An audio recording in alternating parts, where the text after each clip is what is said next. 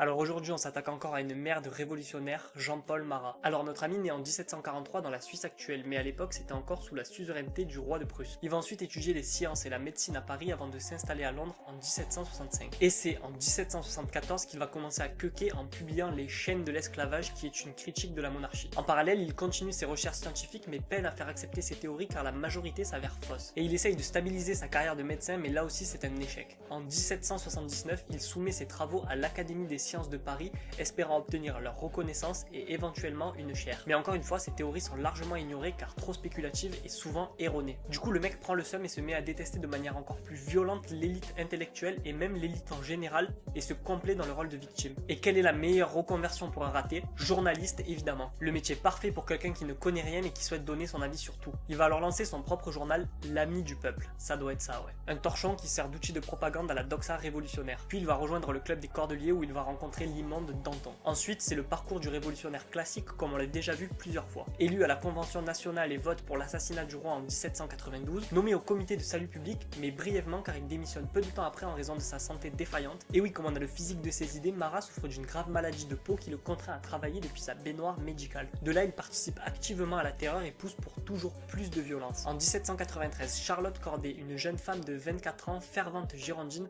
se rend à l'appartement de Marat pour lui fournir une liste de girondins qu'elle prétend vouloir dénoncer. Marat, qui comme à son habitude travaille depuis sa baignoire pour calmer ses symptômes, accepte de la recevoir. Elle entre dans la pièce et une fois à côté de lui, elle sort un couteau caché dans son corsage et le poignarde à la poitrine. Marat meurt presque instantanément. Charlotte ne tente pas de fuir et est arrêtée immédiatement. Pendant son procès, elle défend son acte comme une nécessité politique pour sauver la révolution. Elle est jugée par un tribunal révolutionnaire et ne montre aucun remords et est guillotinée 4 jours après l'assassinat. Malheureusement, l'assassinat de Marat va renforcer la terreur car il va devenir un martyr aux yeux des éléments les plus radicaux de la révolution. Sa mort est même utilisée pour justifier une répression encore plus sévère contre les Girondins et les modérés. D'ailleurs, juste après son assassinat, son appartement est ouvert au public pour que tous les clochards puissent venir se recueillir devant ce martyr de la République. Il va aussi avoir droit à des funérailles nationales et son cercueil va être porté en procession à travers Paris. Et il sera ensuite inhumé au Panthéon, temple maçonnique par excellence. Mais apparemment, c'était quand même un peu trop, même pour les gauchistes mentaux de l'époque, et son corps sera retiré en 1795.